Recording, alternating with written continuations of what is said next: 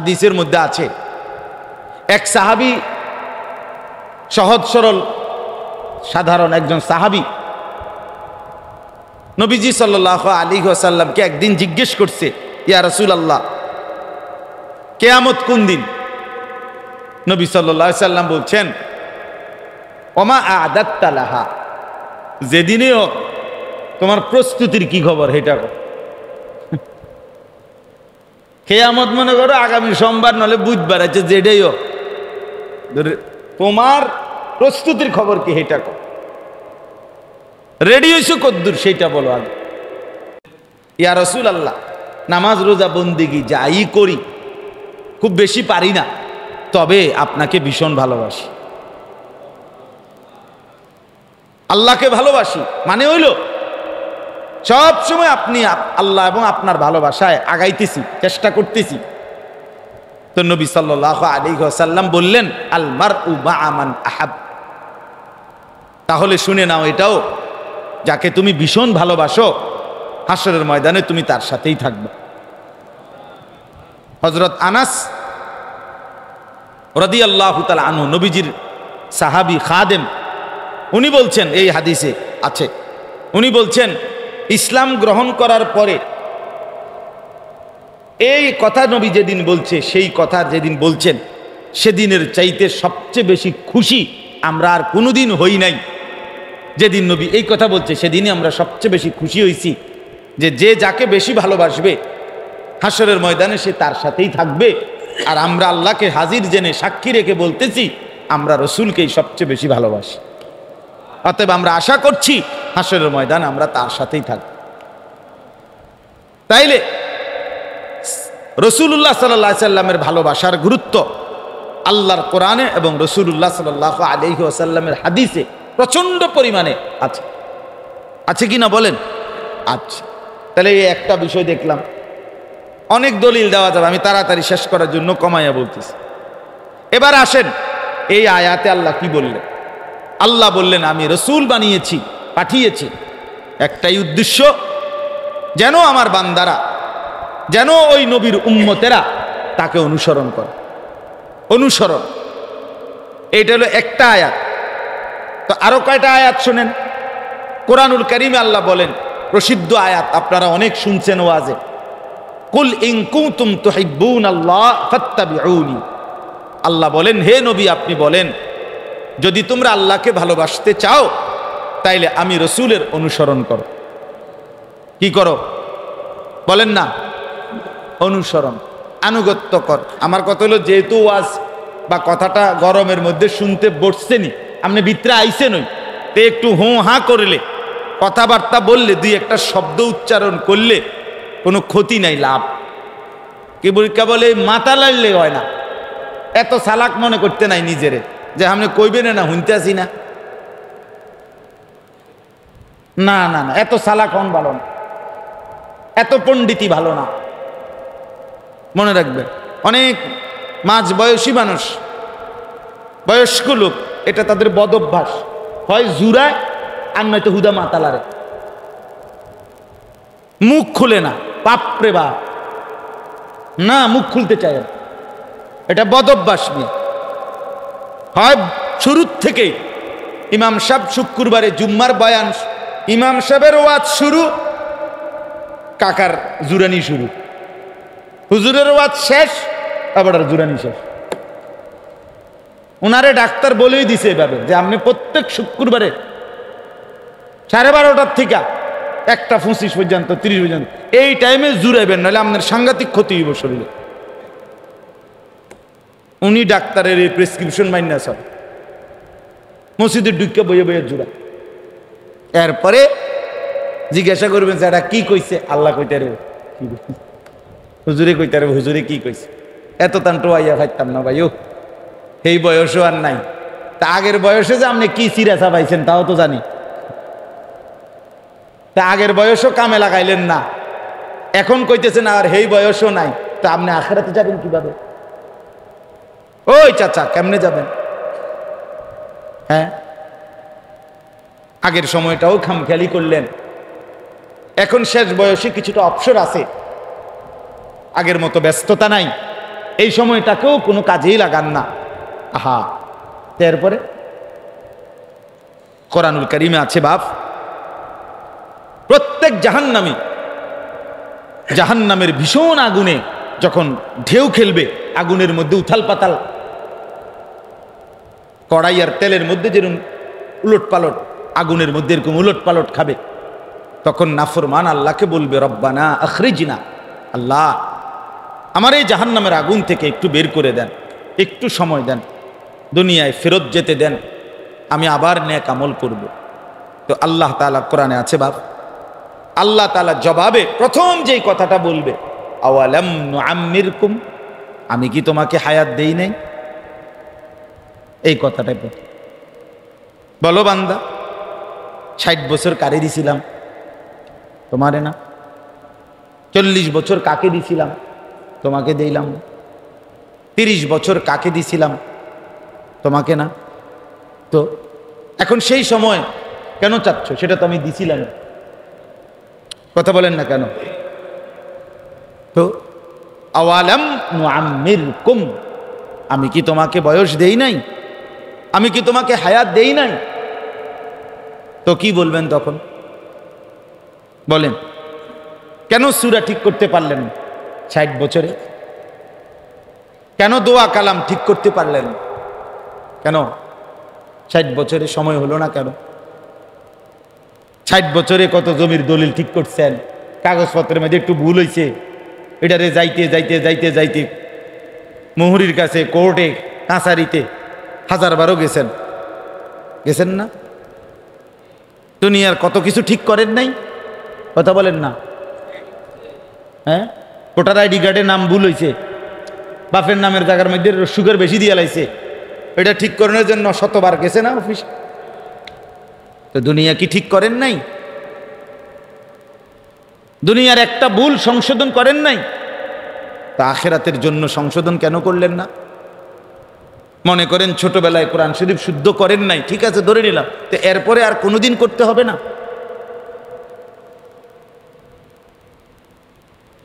আমাদের হালাত হলো এই, আমরা মাইনা নিছি, বুঝা নিছি যে আর যেহেতু শুদ্ধ হয় নাই আর করতাম না। সোজা কথা, আল্লাহর যদি ভাল লাগে এই অশুদ্ধ ভুলের মধ্যে যদি মন চায় সওয়াব দিবার দিওক, না হইলে বাবুরে আমি কুলে আমি পারতাম না, আপনি পারলে দেন, নালে না, আমি এই ডকেই পড়ব, আমি এমনই পড়ব। এই হলো অসংখ্য মুসলমানের সিদ্ধান্ত। 50 বছরেও 30 বছরেও উনি কোরআন শরীফ ঠিক করবেন, ওনার এটা সিদ্ধান্ত। উনি সূরা কেরাত, দোয়া, আত-তাহিয়াতু, দোয়ায় কুনুত ঠিক করবেন, মন মতো নামাজ, মন মতো জিকির, মন মতো রুকু সেজদা। আমি এইবারও হজ্জের সফর একজনরে দেখছি, এবারটা 2 মিনিটে আমার তো মনে হয়েছে 12-14 রাকাত নামাজের কম হইতো না, পড়ে লাইছে। 2 থেকে 3 মিনিট হয়েছে। আল্লাহু আকবার, আল্লাহ। আমি আমার সাথী সহ কইলাম, ভাই ও কি মেশিন? ওইটা কি জাপানি মেশিন লাগাইলো না আমেরিকান মেশিন? করতে আনলো এই মেশিন? এবারটা কিভাবে নামাজ মানে উড়ে এলাইলো? সোজা কথা, হায় হায়, রুকু দিল কোন সময়, সেজদা দিল কেমনে, আত্মাইয়াতু বললো কেমনে, তাব্বা দিয়ে তো বললো কেমনে, ওটা কিতা করলো? হ্যাঁ, আরে ঠোকরাইলেও তো আরো সময় লাগার কথা। মিয়া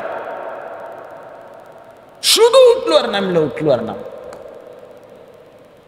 আহা মুসলমান, খামখেয়ালি করেন, খামখেয়ালি। যেগুলো বেনামাজি এগুলো তো এমনি বাদ, এগুলো তো এমনি বাউন্ডারির বাইরে।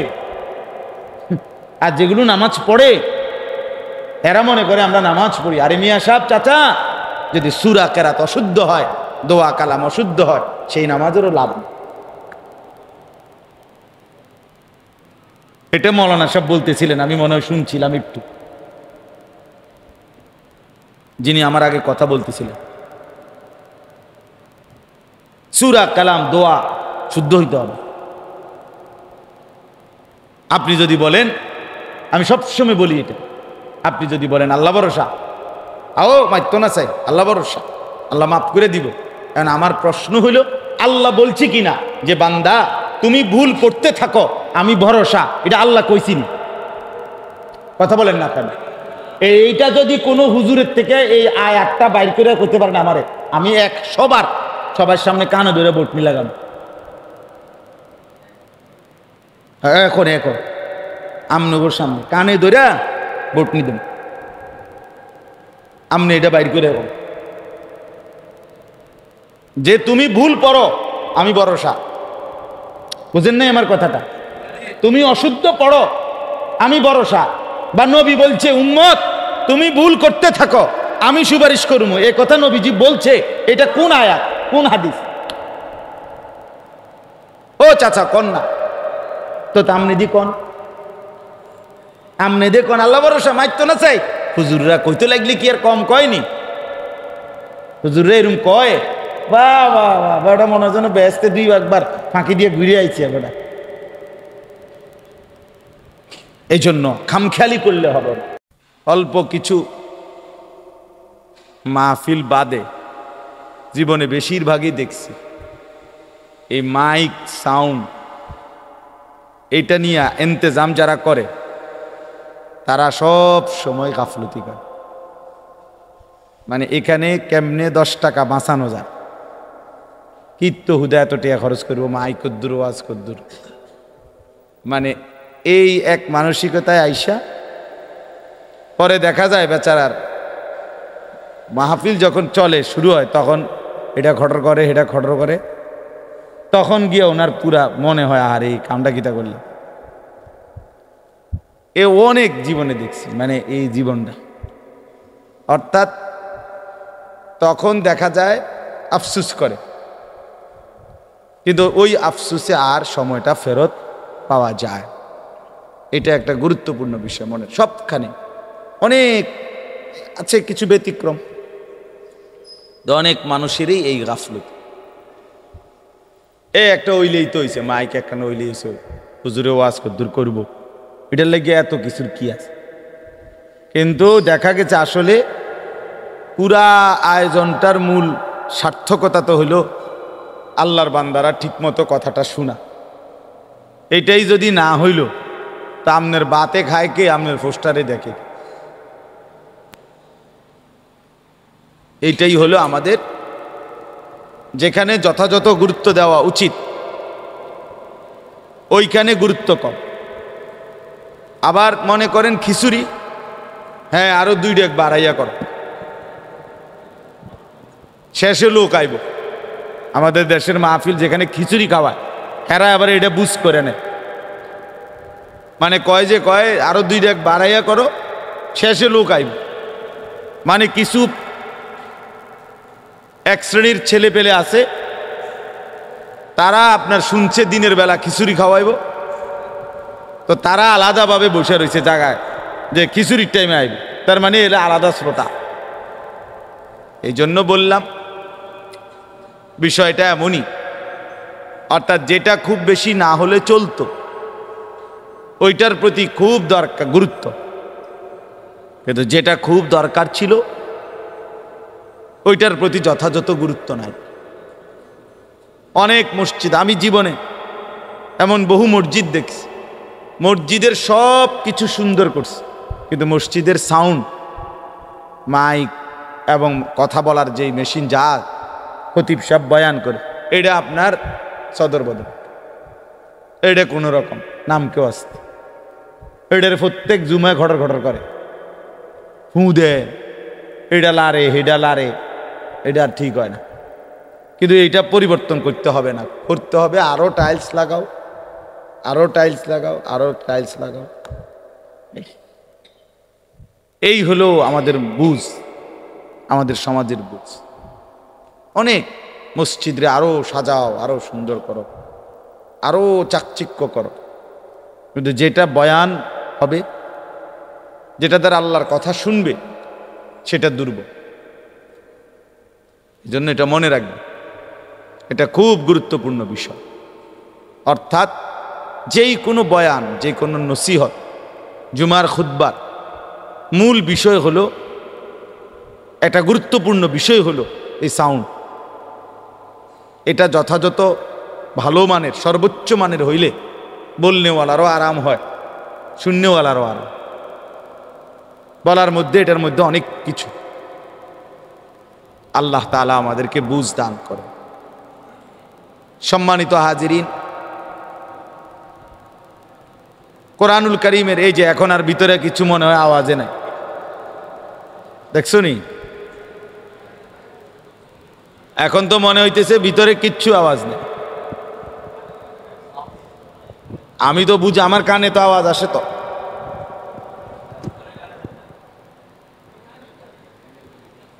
এবং আমার মনে হয় যেতটুকু মনে আছে, এই মসজিদে আমি আরো একবারও যখন আসছি তখনও আমি এই মাইক নিয়ে কষ্ট পেয়েছি, ঠিক না? তখনও আমি বলে গেছিলাম, তখনও আমি কষ্ট পাইছিলাম। আল্লাহ পাক যেন এটা আমার মনে রাখবার তৌফিক দেয়। আমার আসলে এইবার মনে ছিল না এটা, সামনে যদি আল্লাহ মনে রাখায় তাইলেই তো না আসার সুযোগ হবে, কিন্তু এত মনে ছিল না। এই জন্য দোয়া করলাম যাতে আল্লাহ এটা মনে রাখে। আস্তাগফিরুল্লাহ। চলেন মুআজ্জাজ হাজিরিন, এই দুইটি আয়াত সূরা নিসা এর ৬৪ এবং ৬৫, ৫ নম্বর পারা, ৪ নম্বর সূরা। তো ৬৪ নম্বর আয়াতের প্রথম কথা হলো আল্লাহ তাআলা বলেন, ওয়ামা আরসালনা মির রাসূলিন ইল্লা লিইউতাআ বিইذনিল্লাহ। এই কথাটা প্রথম। আমি ভাঙ্গা ভাঙ্গা দুইটা অংশে আপনাদেরকে কথাটা শুধু বুঝাইতে চাই। আল্লাহ তাআলা আমরা সকলেই জানি হযরত আদম আলাইহিস সালাম থেকে নিয়ে আমাদের নবী আখিরি নবী সাল্লাল্লাহু আলাইহি ওয়াসাল্লাম তিনি পর্যন্ত সমস্ত নবী এবং রসুলদেরকে রসুল হিসাবে, নবী হিসাবে এই পৃথিবীতে আল্লাহ তাআলাই পাঠিয়েছে। কি বলে? আল্লাহ পাঠিয়েছে। এখানে কারো কোনো সমর্থন, কারো কোনো স্লোগান, মিছিল, মিটিং, দেন দরবার, কারো কোনো প্রচার প্রচারণা, জনসমর্থন, এগুলোর ভিত্তিতে নবী কিংবা রসুল নির্বাচিত হয় না। নবী এবং রসুল সম্পূর্ণভাবে আল্লাহ তাআলার সিদ্ধান্ত, আল্লাহর ইচ্ছা, আল্লাহর ফয়সালা, অর্থাৎ আল্লাহর দান। এজন্য বলে যে উলামায়ে কেরাম কিতাবে আছে যে নবুয়ত এটা কাসবি নয়, ওয়াহাবি। অর্থাৎ হলো নবুয়ত, রিসালত এইটা অর্জন করার মতো বিষয় না যে পরীক্ষা দিছি, সার্টিফিকেট নিছি, এমন না। বরং এটা আল্লাহ তাআলার দান, আল্লাহর ইচ্ছা সরাসরি। কোরআনুল কারীমের মধ্যে আছে আল্লাহু ইয়াসতাফি মিনাল মালাইকাতি রুসুলাম ওয়া মিনান নাস। আল্লাহ বলেন আল্লাহই মানুষ এবং ফেরেশতাদের মধ্য থেকে কারা তার রসুল হবে সেটা আল্লাহই নির্বাচন করে থাকেন। কে নির্বাচন করেন? আল্লাহ। কোরআনুল কারীমের মধ্যে আছে আল্লাহ তাআলা বলেন আল্লাহু আ'লামু হাইসু ইয়াজআলু রিসালাতাহু। আল্লাহ তাআলাই সবচেয়ে ভালো জানেন তিনি তার রিসালত কাকে কাকে দেবেন, বানাবেন, মানে রসুল কাকে বানাবেন। কোরআনুল কারীমের মধ্যে আছে আল্লাহ তাআলা বলেন লাকাদ মান্নাল্লাহু আলাল মুমিনিন ইয বাআসা ফীহিম রাসূলাম মিন আনফুসিহিম। আল্লাহ তাআলা বলেন যে অবশ্যই আল্লাহ তাআলা ঈমানদার বান্দাদের উপরে অনেক বড় অনুগ্রহ করেছেন, দয়া করেছেন, যে তিনি স্বেচ্ছায় দয়া করে তার বান্দাদের জন্য রসুলকে প্রেরণ করেছেন। তাহলে এই সবগুলো কথার দ্বারা কি বোঝা গেল? নবী, রসুল এটা কার পক্ষ থেকে? এখানে কারো, আমাদের ব্যক্তিগত কারো কোনো সমর্থন বা প্রত্যাখ্যান এগুলো কোনো বিষয় না। সমস্ত নবী এবং রসুলকে আল্লাহ তাআলাই সিদ্ধান্ত দিয়েছেন, ফয়সালা দিয়েছেন। আল্লাহ না না এটা এত বড়, এটা তোমার কষ্ট হইব, যাও লাগবে না, যেমনি আছে এমনি। আল্লাহ তাআলাই তাদেরকে এই পৃথিবীতে প্রেরণ করেছে। তাহলে হযরতে আদম আলাইহিস সালাম থেকে শুরু করে আখিরি নবী সাল্লাল্লাহু আলাইহি ওয়াসাল্লাম, এই সমস্ত নবী এবং রাসূল, ১৬ লাখ নবী, অর্থাৎ ১,২৫,০০০ অথবা ২,২৫,০০০ অথবা তার চাইতে বেশিও হইতে পারে, কমও হইতে পারে। কিন্তু প্রথম জন আদম আলাইহিস সালাম, আখিরি নবী আমাদের নবী সাল্লাল্লাহু আলাইহি সাল্লাম, বাকিরা সব এর মাঝখানে। এই হিসাবে আল্লাহ তাআলা এই যত নবী এবং রাসূল এই পৃথিবীতে পাঠাইলেন, প্রশ্ন হইল কেন পাঠাইলেন? কেন পাঠাইলেন? এদের আদমকে কেন পাঠাইলেন? নূহ আলাইহিস সালামকে কেন পাঠাইলেন? হযরতে সালেহ, হুদ, শুআইব, হযরতে লূত আলাইহিস সালাম, ইব্রাহিম, ইসমাইল, ইয়াকুব, ইউসুফ, শুআইব, মূসা, ঈসা, এই সব নবী এবং রাসূলদেরকে আল্লাহ কেন পাঠাইছে? সবার নাম আমরা জানি না। কোরআনুল কারীমের মধ্যে সরাসরি ২৫ জন নবীর নাম আছে, বাকিদের নাম নাই। আল্লাহ তাআলা নিজেই বলছে, হে আমার রাসূল, আমি কিছু রাসূল নবীর নাম আপনাকে শোনালাম, কিছু শুনাই নাই, সেটা আল্লাহর ইচ্ছা। তাহলে এই সমস্ত নবী এবং রাসূলকে আল্লাহ তাআলা পাঠাইলেন। প্রশ্ন হলো কেন? কেন পাঠাইলেন? যেমন আমরা সবসময় ওয়াজের মধ্যে শুনি যে উলামায়ে কেরাম আপনাদের কাছে দিন রাত বেশিরভাগ একটা আয়াত শোনায় যে আল্লাহ তাআলা আমাদেরকে মানুষ বানাইছেন কেন?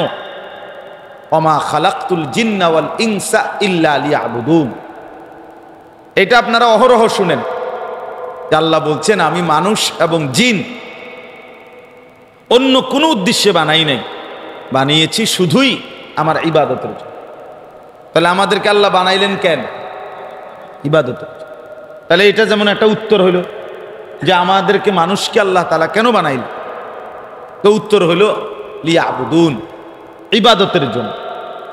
ঠিক এই প্রশ্নটাই যদি নবী এবং রাসূলদের ব্যাপারেও আমরা করি যে আল্লাহ তাআলা আদম থেকে মুহাম্মদ সাল্লাল্লাহু আলাইহি ওয়াসাল্লাম এই নবী এবং রাসূলদেরকে কেন পাঠাইলেন? তো উত্তর এটা আল্লাহ তাআলা এই আয়াতের মধ্যে দিয়েছে। এই ৬৪ নম্বর আয়াত, এই আয়াতের মধ্যে আল্লাহ তাআলা এই উত্তরটা দিয়েছে যে আমি রাসূল যতজন আদম থেকে আখিরি কেন পাঠাইছি। তো আল্লাহ তাআলা বলেন ওমা আরসালনা মির রাসূলিন, আমি যাকেই রাসূল হিসাবে প্রেরণ করেছি, পাঠিয়েছি, তাকে আর কোনো উদ্দেশ্যে পাঠাই নাই, শুধু একটাই উদ্দেশ্য, ইল্লা লিয়ুতাআ, শুধু একটাই উদ্দেশ্য, আমার বান্দারা তাকে অনুসরণ করবে। কি করবে? এটাই উদ্দেশ্য। বিইذনিল্লাহ, আল্লাহর হুকুমে। আল্লাহর হুকুমে ওই নবীকে, ওই রাসূলকে তার কওম, তার সম্প্রদায়, তার জাতি, তার উম্মত অনুসরণ করবে। এই জন্যই আমি আল্লাহ তাআলা প্রত্যেক নবী এবং রাসূলকে প্রেরণ করেছি। তাহলে দেখেন, আরবিতে আমরা মাদ্রাসায় পড়ছি নফি ইস্তেসনা, হসর বুঝায়, সীমাবদ্ধ বুঝায় যে এটাই শুধু কথা। এখানে একটা শব্দ আছে ওয়ামা, মা। এই মা শব্দটার অর্থ না বোধক। আল্লাহ বলেন আমি একজনকেও রাসূল হিসাবে পাঠাই নাই অন্য উদ্দেশ্যে। ইল্লা, এই শব্দটা দ্বারা বুঝাইছেন যে শুধু একটাই উদ্দেশ্য, লিয়ুতাআ, আমার বান্দারা তাকে অনুসরণ করুন। তাহলে রাসূলের সাথে, নবীর সাথে আমাদের সম্পর্কের একটাই বন্ধন যে আমরা তাকে অনুসরণ করি। আমরা তাকে কি করব? ওই যে বললাম, যেমন আল্লাহ তাআলা বলছেন, আমি মানুষকে অন্য কোনো উদ্দেশ্যে বানাই নাই, বানাইছি শুধু একটাই উদ্দেশ্যে, ইবাদত। শুধু একটাই উদ্দেশ্যে, কি? ইবাদত। অন্য কোনো উদ্দেশ্যে সে মানুষ না। সে যদি মানুষ হয় তো উদ্দেশ্য একটাই, কি করবে সে? গোলাম। আমি এই জন্য সবসময় বলি, আমার বহু আছে, আপনি শুনে দেখেন, আমি সব সময় বলি, যে নামাজ পড়ে না, যে সেজদা দেয় না, তে কোনো মানুষের। এই সমস্ত আপনাদের ঘর বাড়িতে যে সমস্ত ছেলে পেলে নামাজ পড়ে না, এই অপদার্থ, এটা প্লাস্টিকও না, মানুষও না, ফায়জামাও না, এটা কিচ্ছু নাই। এটা একটা জন্তু জানোয়ার ছাড়া আর কিচ্ছু, হাইওয়ান। এই জন্য এটার কোনো পূব নাই, পশ্চিম নাই, উত্তর নাই। খারাইয়া মুতলো লজ্জা নাই, বইয়া মুতলো শরম নাই, যখন যেরুম মন চায়। কখনো মুইতা ফানি লয়, কখনো ফানি লয় না, কখনো টয়লেট পেপার ব্যবহার করে না, কেউ দেখলেও শরম লাগে না, কেউ না দেখলেও শরম লাগে না। মানুষে কিছু মনে করবি নি, কিন্তু মানুষে মনে করতো কি? হ্যাঁ, মূল কারণ হলো বেনামাজ। নামাজ মানুষকে না পড়লে, সেজদা না দিলে মানুষ বেহায়া হয়, নির্লজ্জ হয়, একেবারে নিম্ন রুচি, নিকৃষ্ট রুচির হয়। তার ভিতরে তখন আর পাক পবিত্র, পরিচ্ছন্নতা, পবিত্রতা, সৌন্দর্য থাকে না। পাগল যে, প্রতিবন্ধী যে, সে পেশাব পায়খানাও অনেক সময় হাত দিয়ে নাড়ে, সে তো বুঝে না। আর এই অপদার্থ যে নামাজ পড়ে না, সেও পেশাব প্যান্টে লাগায়, লুঙ্গিত লাগায়, শরীরে লাগায়, এটা লইয়াই হাঁটে, এটা লইয়া ভাত খায়, বন খায়, চা খায়, ঘুম যায়। তাহলে বোঝা গেল তার প্রতিবন্ধী না? বলেন না কেন? প্রতিবন্ধী কিনা? প্রতিবন্ধী সে, তার মানসিক সমস্যা, পাগল, অসুস্থ মানুষ। এই জন্য এটা গুরুত্বপূর্ণ মনে রাখবেন। আপনি দেখেন, একের যত ছেলে আপনাদের সমাজে নামাজ পড়ে না, যে ছেলেটা, এটার কোনো পূব পশ্চিম নেই। কি করে, কেন করে, কিছুই বলতে পারবে না সে। আপনি জিজ্ঞাসা করেন তার, কেন তুমি সেজদা করো না? কেন তুমি মুসলমানের বাচ্চা হওয়ার পরেও নামাজ পড়তে মন চায় না? এর একটা কারণ, একটা যৌক্তিক কারণ সে বলতে পারবে না। কোনো কারণ নেই, কোনো যুক্তি নেই, কোনো যুক্তি।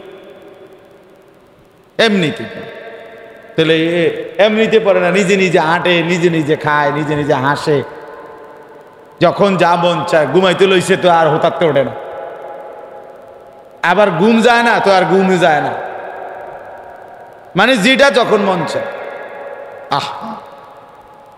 মোবাইল, ছবি, টেলিভিশন, নাচ গান। ওই দিন আমার একজনে দেখাইলো, ইন্ডিয়ায় কোন জায়গায় যেন 7 জন এক ফ্যামিলির, এরা একটা সাগরের না জানি কিসের পানির ঢেউয়ের ওইখানের ভিতরে গিয়ে একটা ছবি উঠানোর লেগে, গ্রুপ ছবি উঠানোর জন্য গিয়া 7 জনই কি হয়ে গেছে, ভাইসা গেছে পুরা ফ্যামিলি। মানুষের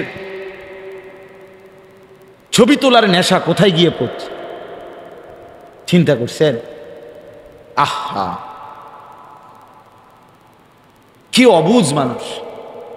পুরা ফ্যামিলির বাচ্চা সহ, একটা বাচ্চারে কোলে নিয়ে রাখছে, এটারে ধরে রাখছে, দেখেও মায়া লাগছে। যাহারি 7 জন এক ফ্যামিলি, শুধু ওইখানে গেছে ছবি উঠানোর লাগে, মানে একসাথে ছবি উঠাবে পানির মাঝখানে, আর এমন ঢেউ আসছে, এক ঢেউ উড়ে গেছে। এটা কোনো সুস্থ কথা হইল? এভাবে জীবন দিয়ে দেওয়ার, নিজেকে শেষ করে দেওয়ার কি হইল? বেন কোরআনুল কারীমে আছে, আল্লাহ তাআলা বলেন, ওয়ালা তুলকু বিআইদিকুম ইলা তাহলুকা, আমার বান্দা তোমরা নিজেকে নিজে ধ্বংসের দিকে ঠেলে দিও না, নিজেরে নিজে বরবাদ করে ফেলো না। সুস্থ স্বাভাবিক মানুষ নিজেকে নষ্ট করেন। কেউ নিজের হাত নিজের ছুরি দিয়া নিজের ইচ্ছায় স্বজ্ঞানে কাইটা ফেলে না। কেউ ইচ্ছা করে স্বজ্ঞানে স্বেচ্ছায় নিজেকে আগুনের মধ্যে ফেলে দেয় না, যদি সে স্বাভাবিক হয়। তাইলে গুনাহ, নাফরমানি, বেনামাজি জিন্দিগি, আল্লাহর নাফরমানি, এটা যে আমার আগুনে ফেলবে, এই কথা তো স্পষ্ট। এটা তো স্পষ্ট। তো এইটা যে বোঝে না, এটা যে মানে না, এটা যে একবারও ভাবে না, সে তো সুস্থ না, স্বাভাবিক না, সে পাগল, সে মাতাল, সে প্রতিবন্ধী, অসুস্থ, অসুস্থ। এই জন্য বললাম, আল্লাহ তাআলা বললেন আমি মানুষকে বানাইছি আর কোনো উদ্দেশ্য নয়, শুধু একটাই উদ্দেশ্য, ইবাদত। শুধু একটাই উদ্দেশ্য, কি বলেন না? ইবাদত। যার মধ্যে ইবাদত নাই, এইরকম মানুষ না। আমি অনেক সময় উদাহরণ দিয়ে বলি, এই যে যেমন এইটা মাউথ, কথা বলার জন্য এটা দিছে মনে করেন, এখন এটা দিয়ে মনে করেন আওয়াজে বাইরে হয় কথার কথা, বহুত লাড়ছে, সুইচ দিছে, কটর মটর করছে অনেকক্ষণ, ধরে নেন যে এটা দিয়ে কোনো আওয়াজ আসেই না। এখন যারা মাইকটা ভাড়া করছে, তারা আয়োজক, তারার জিদ উঠবো কিনা কোন কথা বলেন না কেন? এই যে এটা একটু কটর মটর করেন, আমার তো স্যাত উঠছে না। এখন প্রথম দিয়ে দেখলেন আমার জিদ উঠল না, আমি কইলাম না তখন, তাহলে এখন রাগ উঠবে কিনা বলেন? রাগ উঠতে কি কইব হিতেরে মাইকলারে, যে তোর এটা মাইকও না, মাইকের জাতো না। ঠিক এইটার অর্থ এরকম। আল্লাহ বলেন আমি মানুষকে বানাইছি শুধু ইবাদতের জন্য, অতএব এইটাই যার দ্বারা হয় না, তুই মানুষও না, মানুষের জাতো না। বুঝেন না কথা? তুই কোনো মানুষের জাতে না। এই জন্য ঠিক এখানেও আল্লাহ তাআলা বললেন, একই রকম বাক্য বর্ণনার ঢং। আল্লাহ বলেন কোন রাসূল একজনকেও আমি পাঠাই নাই অন্য কোন উদ্দেশ্যে, পাঠিয়েছি শুধু একটাই উদ্দেশ্য, যে আমার বান্দা সেই নবীকে অনুসরণ করবে, আনুগত্য করবে, তার অনুসরণ করবে। তাহলে এই কথাটাকে এবার ব্যাখ্যা করেন, কিভাবে ব্যাখ্যা করবেন? আমরা যার উম্মত, তার সাথে এবার আমাদের সম্পর্ক মিলাবেন। আমরা আখিরি নবী সাল্লাল্লাহু আলাইহি ওয়াসাল্লাম তার উম্মত, ঠিক না? অতএব এখন আমাদের জন্য আমরা এবার এই আয়াতের আলোকে স্পষ্ট, এখানে নফি ইস্তেসনার মাধ্যমে আল্লাহ বলছে, মানে এমনি বলে নাই স্বাভাবিক যে আমি রসুল পাঠিয়েছি আনুগত্যের জন্য, বাক্যটা এরকম না অর্থ। বাক্যটার অর্থ হলো আমি রসুল অন্য কোনো উদ্দেশ্যেই পাঠাই নাই, পাঠিয়েছি শুধুই একটি উদ্দেশ্যে, আনুগত্যের জন্য। এইটা এমনি অর্থ। তাহলে এই কথাটা এইভাবে বললে এই কথা খুব বেশি প্রচন্ড তাকিদ বুঝাই কিনা বলেন? তো এবার বলেন, তাহলে আমাদের নবী সাল্লাল্লাহু আলাইহি ওয়াসাল্লাম আজ থেকে 1450 বছর আগে আল্লাহ তাআলার পক্ষ থেকে যিনি এই পৃথিবীতে আবির্ভাব হয়েছেন, আগমন করেছেন, সেই তিনি 23 বছরে আল্লাহর কোরআন, ইসলাম, দ্বীন, শরীয়ত যা কিছু আমাদের সামনে পেশ করেছেন, নবী সাল্লাল্লাহু আলাইহি ওয়াসাল্লামের নাম, পরিচয়, সিফাত, বৈশিষ্ট্য, গুণাগুণ যা কিছু আমরা শুনছি, জানছি, বুঝছি, এই সবটার উদ্দেশ্য একটাই, যে আমরা তার অনুসরণ করি, আমরা তার অনুসরণ করি। তাইলে নবী সাল্লাল্লাহু আলাইহি ওয়াসাল্লামের সাথে আমাদের সম্পৃক্ততা, আমাদের অংশগ্রহণ, নবীজির সাথে আমাদের সম্পৃক্ততার দুইটা পার্ট। একটা হলো নবী সাল্লাল্লাহু আলাইহি ওয়াসাল্লামকে ভালোবাসা, আরেকটা হলো নবী সাল্লাল্লাহু আলাইহি ওয়াসাল্লামকে অনুসরণ করা। তাহলে এক নম্বরটা কি কন্ত? নবী সাল্লাল্লাহু আলাইহি ওয়াসাল্লামকে, কথা বলেন না, ভালোবাসা। এক নম্বরটা কি?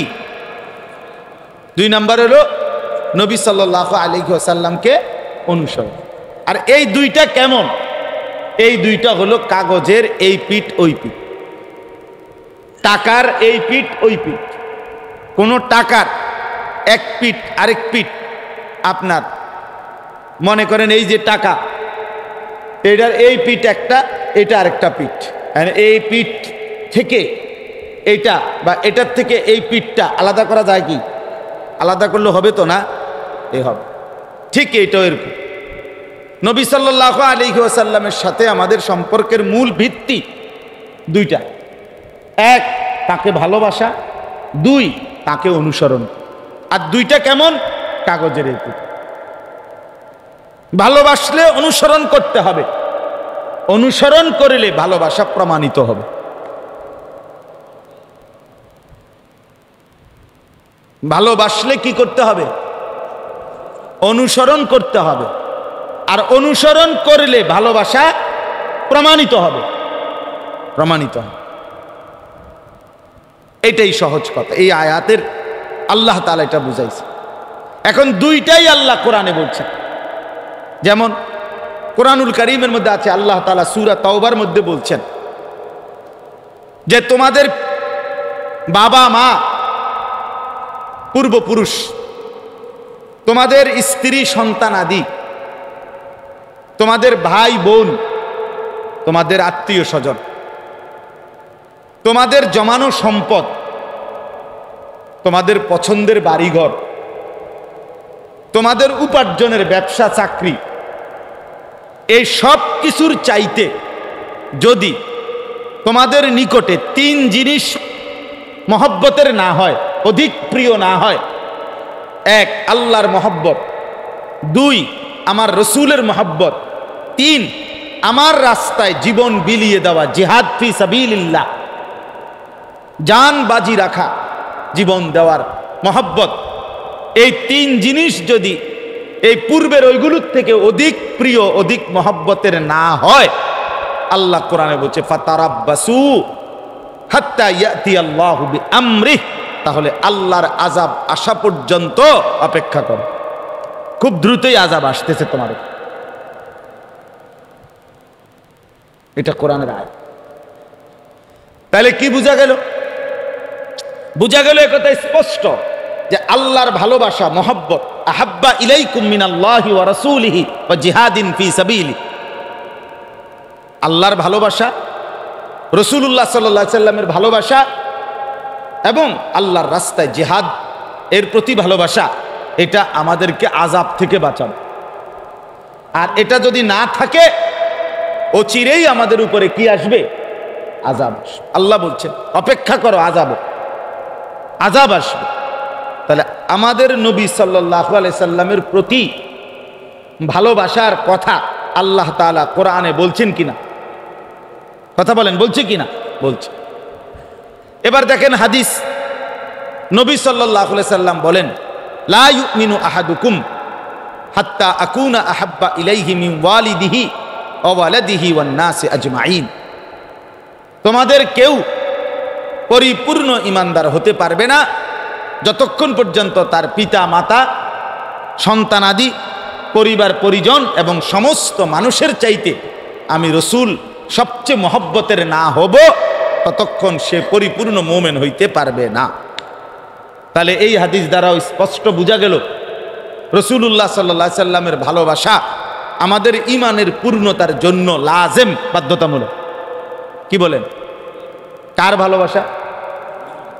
রাসূলুল্লাহ সাল্লাল্লাহু আলাইহি ওয়াসাল্লামের ভালোবাসা। হাদিসের মধ্যে আছে এক সাহাবী, সহজ সরল সাধারণ একজন সাহাবী, নবীজি সাল্লাল্লাহু আলাইহি ওয়াসাল্লামকে একদিন জিজ্ঞেস করছে, ইয়া রাসূলুল্লাহ, কিয়ামত কোন দিন? নবী সাল্লাল্লাহু আলাইহি সাল্লাম বলছেন ওমা আ'দাত্তা লাহা, যেদিনে হোক তোমার প্রস্তুতির কি খবর সেটা কর। কিয়ামত মনে করো আগামী সোমবার নলে বুধবার আছে, যেটাই হোক তোমার প্রস্তুতির খবর কি সেটা কর। রেডি হইছো কদ্দুর সেইটা বলো আগে। ইয়া রাসূলুল্লাহ, নামাজ রোজা বন্দেগী যাই করি খুব বেশি পারি না, তবে আপনাকে ভীষণ ভালোবাসি। আল্লাহকে ভালোবাসি মানে হইল সব সময় আপনি আল্লাহ এবং আপনার ভালোবাসায় আগাইতেছি, চেষ্টা করতেছি। তো নবী সাল্লাল্লাহু আলাইহি ওয়াসাল্লাম বললেন, আল মারউ মা'a মান আহাব। তাহলে শুনে নাও এটাও, যাকে তুমি ভীষণ ভালোবাসো হাসরের ময়দানে তুমি তার সাথেই থাকবে। হযরত আনাস রাদিয়াল্লাহু তাআলা আনহু, নবীজির সাহাবী খাদেম, উনি বলছেন, এই হাদিসে আছে, উনি বলছেন ইসলাম গ্রহণ করার পরে এই কথা নবী যেদিন বলছে, সেই কথা যেদিন বলছেন সেদিনের চাইতে সবচেয়ে বেশি খুশি আমরা আর কোনোদিন হই নাই।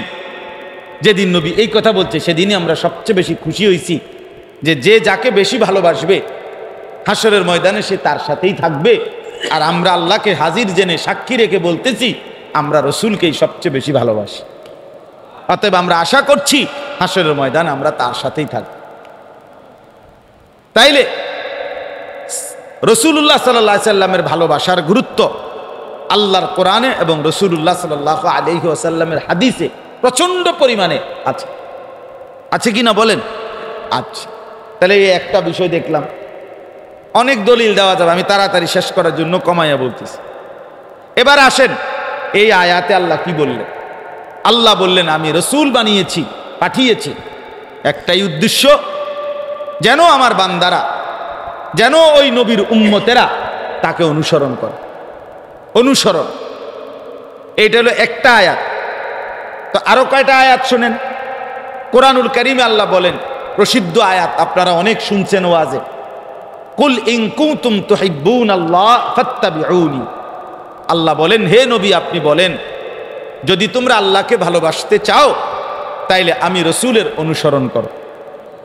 কি করো বলেন না? অনুসরণ, আনুগত্য কর। আমার কথা হলো, যেহেতু ওয়াজ বা কথাটা গরমের মধ্যে শুনতে বসছেনি, আপনি ভিতরে আইসেনই, তো একটু হুঁ হাঁ করলে, কথাবার্তা বললে, দুই একটা শব্দ উচ্চারণ করলে কোনো ক্ষতি নাই, লাভ।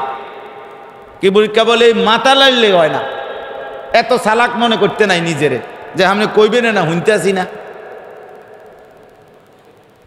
না না না, এত চালাক হন ভালো না, এত পণ্ডিতি ভালো না। মনে রাখবেন, অনেক মাঝ বয়সী মানুষ, বয়স্ক লোক, এটা তাদের বদ অভ্যাস, হয় জুরায় আর নয়তো হুদা মাতালারে,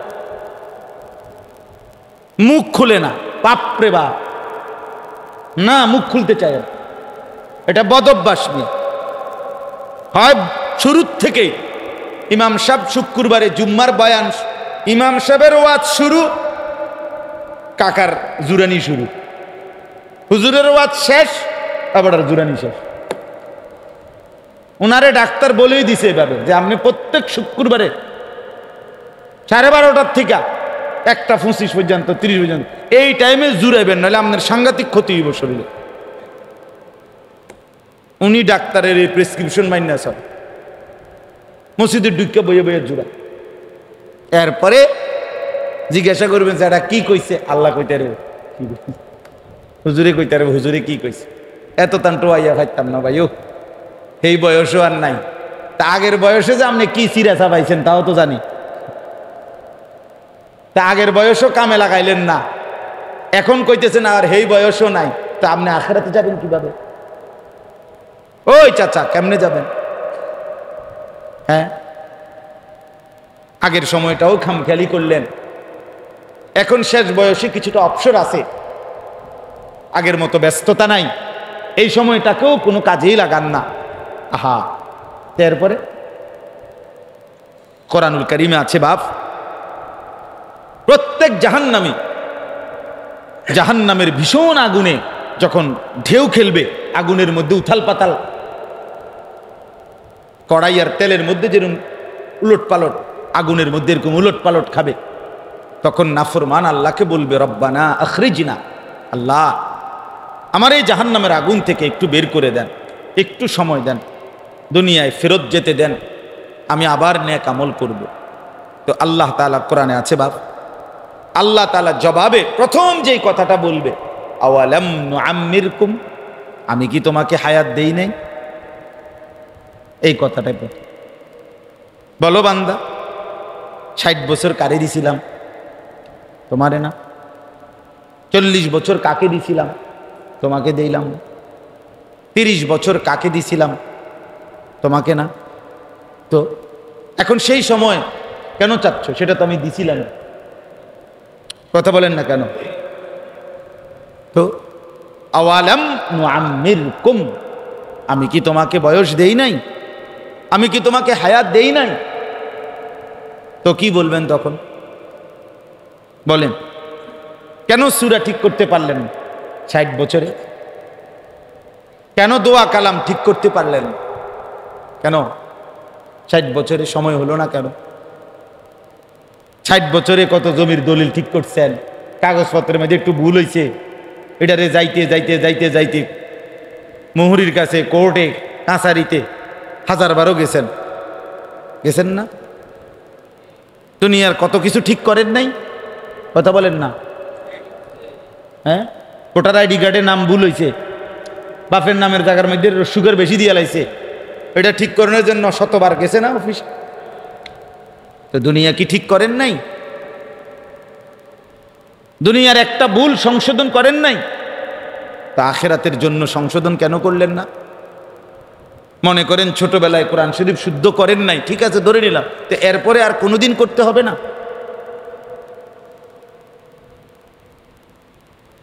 আমাদের হালাত হলো এই, আমরা মাইনা নিছি, বুঝা নিছি যে আর যেহেতু শুদ্ধ হয় নাই আর করতাম না। সোজা কথা, আল্লাহর যদি ভাল লাগে এই অশুদ্ধ ভুলের মধ্যে যদি মন চায় সওয়াব দিবার দিওক, না হইলে বাবুরে আমি কুলে আমি পারতাম না, আপনি পারলে দেন, নালে না, আমি এই ডকেই পড়ব,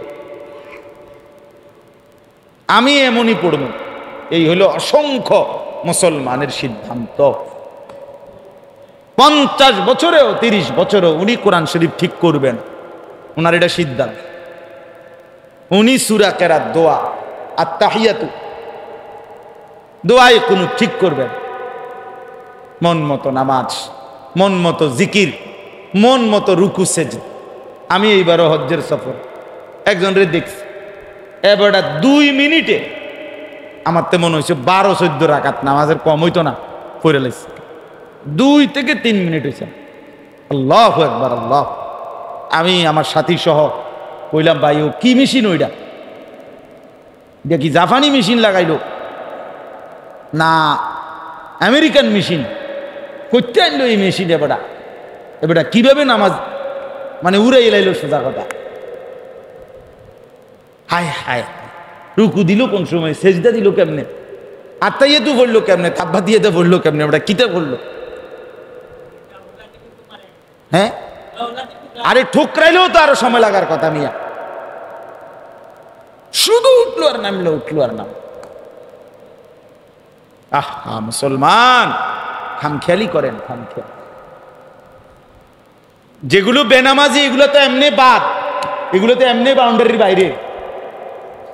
আর যেগুলো নামাজ পড়ে এরা মনে করে আমরা নামাজ পড়ি। আরে মিয়া সাহেব, চাচা, যদি সূরা কেরাত অশুদ্ধ হয়, দোয়া কালাম অশুদ্ধ হয়, সেই নামাজেরও লাভ নেই। এটা মৌলানা সাহেব বলতেছিলেন, আমি মনে হয় শুনছিলাম একটু, যিনি আমার আগে কথা বলতেছিলেন। সূরা কালাম দোয়া শুদ্ধ হইতে হবে। আপনি যদি বলেন, আমি সবসময় বলি এটা, আপনি যদি বলেন আল্লাহ ভরসা, আও মাইতো না চাই, আল্লাহ ভরসা, আল্লাহ মাফ করে দিব। কারণ আমার প্রশ্ন হইল, আল্লাহ বলছি কিনা যে বান্দা তুমি ভুল করতে থাকো, আমি ভরসা, এটা আল্লাহ কইছিনি? কথা বলেন না কেন? এইটা যদি কোনো হুজুরের থেকে এই আয়াতটা বাইর করে করতে পারেন আমারে, আমি 100 বার সবার সামনে কানে ধরে বটনি লাগাবো। এখন এখন আমনগর সামনে কানে ধরে বটনি দেন, আমনে এটা বাইর করে যে তুমি ভুল পড়ো, আমি ভরসা। বুঝেন নাই আমার কথাটা? তুমি অশুদ্ধ পড়ো, আমি ভরসা। বা নবী বলছে, উম্মত তুমি ভুল করতে থাকো, আমি সুপারিশ করবো। এ কথা নবীজি বলছে। এটা কোন আয়াত, কোন হাদিস? ও চাচা কন না তো, আমনে দি কন, আমনে দে কন। আল্লাহ ভরসা মাইতো না চাই, হুজুররা কইতে লাগলে কি আর কম কয়নি? হুজুরে এরম কয়, বাহ বাহ বাহ, ওটা মনে হয় যেন ব্যস্তে 2 একবার ফাঁকি দিয়ে ঘুরে আইছে ওটা। এই জন্য খামখেয়ালি করলে হবে না।